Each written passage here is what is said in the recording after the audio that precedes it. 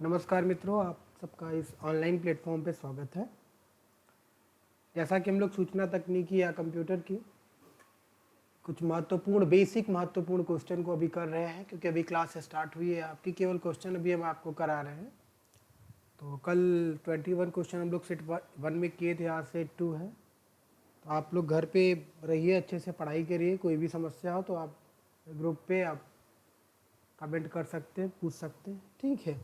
अभी हम लोग बहुत बेसिक से चल रहे हैं, तो आप घबराइए मत, बहुत आसानी से पढ़िए। जितने क्वेश्चन दिए जा रहे हैं इंपॉर्टेंट क्वेश्चन हैं, कहीं ना कहीं कभी न कभी आए हुए क्वेश्चन हैं या आने संभावित क्वेश्चन हैं। तो आप अच्छे से बस पढ़ाई करिए और अपना ध्यान रखिए। चलिए, सबसे पहला क्वेश्चन है आपके सामने। गणना और तुलना के लिए कंप्यूटर के किस भाग का प्रयोग किया जाता है? जैसा कि आपने कंप्यूटर आर्किटेक्चर पढ़ा होगा, तो वहाँ पे आपको सीपीयू में एएलयू और सीयू का पार्ट आता है। तो पहला ऑप्शन है डिस्क यूनिट, मॉडम, एएलयू और कंट्रोल यूनिट। तो आपका ऑप्शन क्या सही जाएगा? 22 का सी सही हो जाएगा, एएलयू 22 का सी।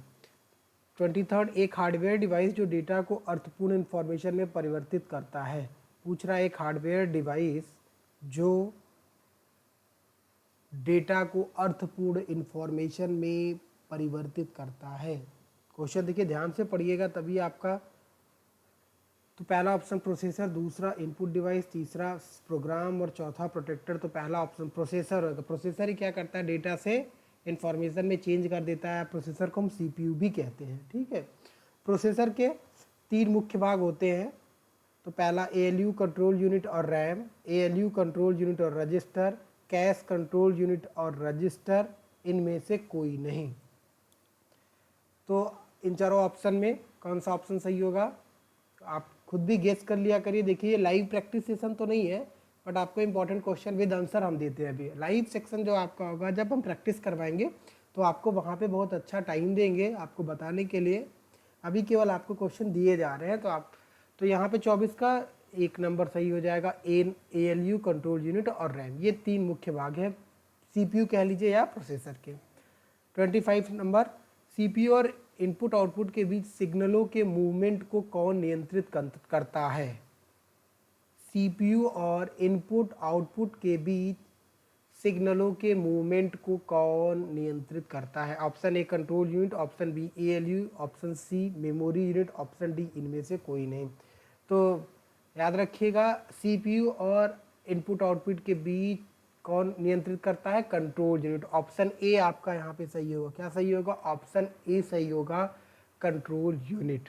चलिए, 26 कंप्यूटर के सेंट्रल प्रोसेसिंग यूनिट का फंक्शन क्या है? कंप्यूटर के सेंट्रल प्रोसेसिंग यूनिट का फंक्शन क्या है? या इस क्वेश्चन को घुमा के ऐसे कहते हैं कि सीपीयू का कार्य क्या है, या सीपीयू क्या करता है। तीनों क्वेश्चन एक ही है। तो ऑप्शन ए इसमें क्या है? डेटा डिलीट करता है। ऑप्शन बी इनवॉइस बनाता है। ऑप्शन सी गणनाएं और प्रोसेसिंग करता है। ऑप्शन डी इनमें से कोई नहीं।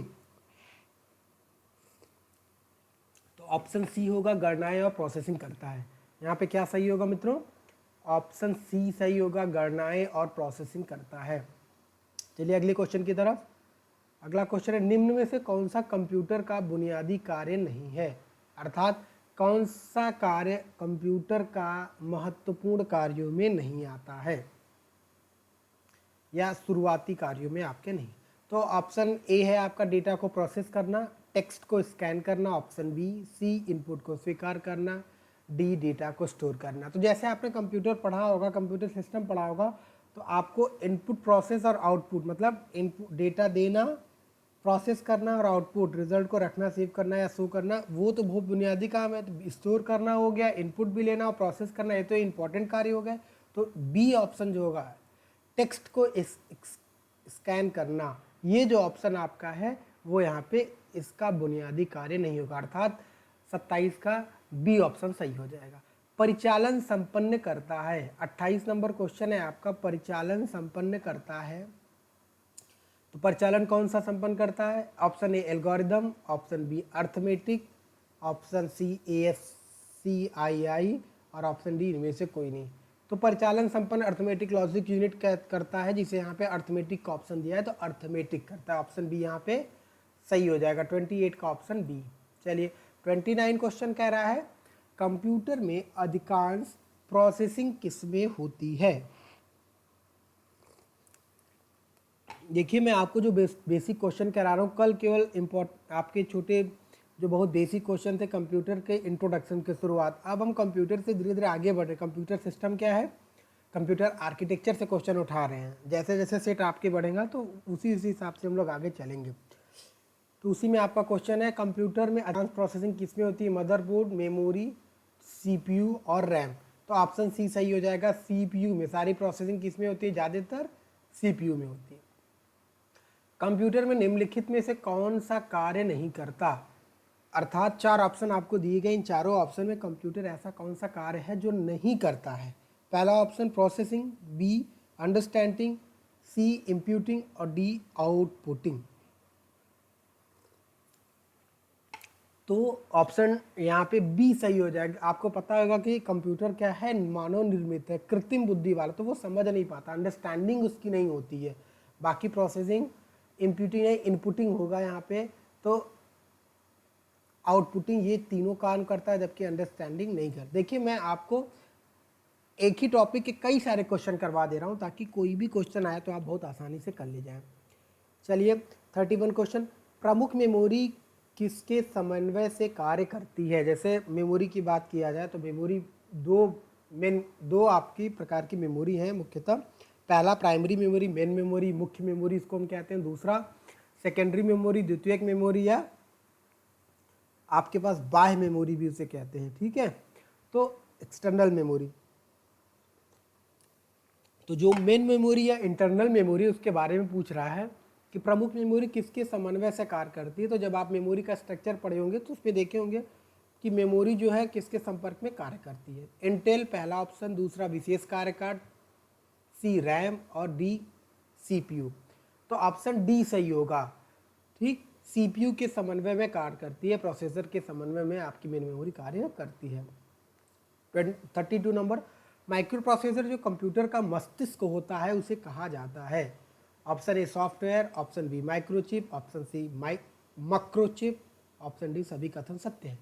तो ऑप्शन बी सही होगा, माइक्रो प्रोसेसर कई सारे प्रोसेसर को लेके बना होता है, तो उसके कार्य करने के लिए जो माइक्रोचिप लगी होती है वही उसके मस्तिष्क की तरह कार्य करता है। अगले क्वेश्चन की तरफ, क्वेश्चन नंबर 33, कंप्यूटर द्वारा प्रोड्यूस किया गया परिमाण है। तो जब आप इनपुट देते हैं तो फिर आपको इनपुट दिया, प्रोसेस हुआ, डेटा आपको मिलता है। तो क्या कह रहा है, कंप्यूटर द्वारा प्रोड्यूस किया परिमाण क्या है, मेमोरी, बी डेटा, सी आउटपुट और डी इनपुट। तो बहुत आसान क्वेश्चन, आउटपुट होगा, ऑप्शन सी सही हो जाएगा। कंप्यूटर द्वारा प्रोड्यूस किया गया परिमाण आउटपुट है। इनपुट का आउटपुट में रूपांतरण किया जाता है, किसके द्वारा इनपुट का आउटपुट में रूपांतरण किया जाता है, बहुत आसान क्वेश्चन। मेमोरी द्वारा, बी सीपीयू द्वारा, इनपुट और आउटपुट द्वारा, पेरिफेरल्स द्वारा। तो मेमोरी द्वारा नहीं, ऑप्शन बी सही हो जाएगा, सीपीयू द्वारा किया जाता है। प्रोसेस्ड डेटा को कहते हैं या किसे कहते हैं, प्रोसेस डेटा किसे कहते हैं। तो ऑप्शन आपके हैं A output, B process, C input और डी सभी। देखिए प्रोसेस मतलब जब आप इनपुट देते हैं डेटा कंप्यूटर को, फिर वो अपने अकॉर्डिंग जो आपकी रिक्वायरमेंट होती है उसके अकॉर्डिंग वो ALU CU की हेल्प से काम करता है, फिर आपको आउटपुट दे देता है। तो जो प्रोसेस डेटा है वो प्रोसेस डेटा इन 4 ऑप्शन में कौन हो जाएगा, प्रोसेस्ड डेटा को कहते हैं। तो प्रोसेस डेटा जो प्रोसेस किया गया डेटा है, तो वो प्रोसेस डेटा क्या हो जाएगा आपका, मतलब जो आपको रिजल्ट मिलता है, जो प्रोसेस हो चुका है वो आउटपुट होगा। ऑप्शन ए, 35 का ऑप्शन ए। CPU का मुख्य घटक क्या है, 36 क्वेश्चन है। पहला कंट्रोल यूनिट, दूसरा मेमोरी, तीसरा अर्थमेटिक लॉजिक यूनिट और चौथा ये सभी। तो आपने CPU पढ़ा होगा, तो ये सभी मुख्य घटक हैं CPU के। ऑप्शन डी सही हो जाएगा इसके लिए। 37 कंप्यूटर की क्षमता है निम्न, ऑप्शन ए बी उच्च, सी सीमित, डी असीमित। तो आपने पढ़ा होगा कंप्यूटर की क्षमता सीमित है, मानव निर्मित है तो सीमित हो, असीमित नहीं हो सकती है। तो ये ऑप्शन सी यहाँ पे सही हो जाएगा, 37 का ऑप्शन सी सही हो जाएगा। 38 क्वेश्चन, कंप्यूटर को किस प्रकार की बुद्धि की संज्ञा दी गई है? तो मैंने आपसे बार बार अभी जिक्र किया है कि कंप्यूटर मानव निर्मित बुद्धि, मानव निर्मित है तो कृत्रिम बुद्धि, नेचुरल नहीं हो सकता। तो ऑप्शन ए मानव, ऑप्शन बी कृत्रिम, ऑप्शन सी शुद्ध, डी अन्य। तो ऑप्शन बी यहाँ पे सही हो जाएगा, कृत्रिम बुद्धि की संज्ञा दी गई है। 39 क्वेश्चन, कंप्यूटर की स्मरण शक्ति कंप्यूटर की तुलना में होती है सामान्य, उच्च, निम्न, औसत। मनुष्य की स्मरण शक्ति कंप्यूटर की तुलना में होती है। कहने का तात्पर्य है कि अगर मनुष्य कंप्यूटर की मेमोरी या स्मृति की स्मरण शक्ति की बात करें तो किसकी अधिक होती है? तो वह कंप्यूटर की अधिक होती है, उसकी तुलना में मनुष्य की स्मरण शक्ति सामान्य होती है। तो ऑप्शन ए सही हो जाएगा। 40 नंबर क्वेश्चन, मानव मन तथा कंप्यूटर में किसकी गति अधिक होती है? पूछ रहा है कि मानव मन और कंप्यूटर इसमें किसकी गति अधिक होती है? तो आपने बहुत सारा पढ़ा होगा कि कई कंप्यूटर के टाइप्स पढ़े होंगे और उन सब में आपको अलग अलग उनकी स्पीड के बारे में बताया गया होगा। तो अगर उन सबको भी देखा जाए तो मानव मन का जो होता है गति वो सबसे अधिक है, कंप्यूटर से भी अधिक। आप बैठे बैठे सोचते सोचते यहाँ से मुंबई फिर अमेरिका और किसी अन्य देश में पहुँच जाते हैं, तो ये मानव मन की गति है। 41 क्वेश्चन, ईडीपी क्या है? ये क्वेश्चन खूब पूछता है। ईडीपी क्या है? ईडीपी का पूर्ण रूप क्या है? ईडीपी का फुल फॉर्म क्या है? पहला option electronic data power, B electronic data personal, C electronic data part और डी इलेक्ट्रॉनिक डेटा प्रोसेसिंग। तो ऑप्शन डी सही हो जाएगा, electronic data processing. 42 question, computer में सूचना किसे कहा जाता है? देखिए, जो भी कभी कभी क्वेश्चन आपके हमेशा ऑप्शन पे डिपेंड होता है, तो ऑप्शन जैसे रहे वैसे आप पढ़ा करिए, वैसे समझा करिए। इसमें ऑप्शन डेटा, संख्याओं को, एकत्रित डेटा को, ये सभी। कंप्यूटर में सूचना किसे कहा जाता है? डेटा को, संख्याओं को, एकत्रित डेटा को, ये सभी। तो इसमें आपका एकत्रित डेटा का तात्पर्य है प्रोसेस्ड किया हुआ डेटा या मीनिंगफुल डेटा जिसका कोई अर्थ निकल रहा हो। ठीक है, तो यहाँ पे ऑप्शन क्या हो जाएगा? सी, एकत्रित। इसको हम क्या करेंगे? मीनिंगफुल डेटा कहते हैं। तो ये ऑप्शन सी आपका 42 पॉइंट के लिए सही हो जाएगा। 43 फिर क्वेश्चन पूछा, लेकिन देखिए ऑप्शन बदल दिया है। कंप्यूटर में डेटा किसे कहा जाता है? अभी आपसे पूछा गया कि सूचना किसे कहा जाता है, पूछ रहा डेटा किसे कहा जाता है या डाटा किसे कहा जाता है। ऑप्शन ए चिन्ह को, ऑप्शन बी संख्या को, ऑप्शन सी दी गई सूचना को और ऑप्शन डी चिन्ह व संख्यात्मक, मतलब ऑप्शन ए और बी दोनों को मिला के कह रहा है। तो ऑप्शन डी सही हो जाएगा। आपने पढ़ा होगा कि डेटा क्या होता है? बिल्कुल रॉ फैक्ट एंड फिगर्स होते हैं, जो आंकड़े होते हैं आपके, वो क्या होते हैं? चिन्ह होते हैं, संख्या हो सकते हैं। तो ये ऑप्शन डी इसके लिए सही हो जाएगा। 44 इनपुट का आउटपुट में रूपांतरण किसके द्वारा किया जाता है? ऊपर भी क्वेश्चन था ये, बट ये थोड़ा सा मॉडिफाई क्वेश्चन है, बदल दिया गया है। मेमोरी, स्टोरेज, सीपीयू और input output unit CPU. Option C सही हो जाएगा इसके लिए। 45 कंप्यूटर में जाने वाले डेटा को क्या कहा जाता है? अर्थात कंप्यूटर में जाने वाले या कंप्यूटर में यूज़र द्वारा दिए जाने वाले आप जो जानना चाहते हैं कंप्यूटर से, तो आप जो डेटा देते हैं उसे क्या कहते हैं? तो एल्गोरिथम कहते हैं, इनपुट कहते हैं, आउटपुट कहते हैं, कैलकुलेशन कहते हैं। तो ऑप्शन बी इनपुट कहा जाता है।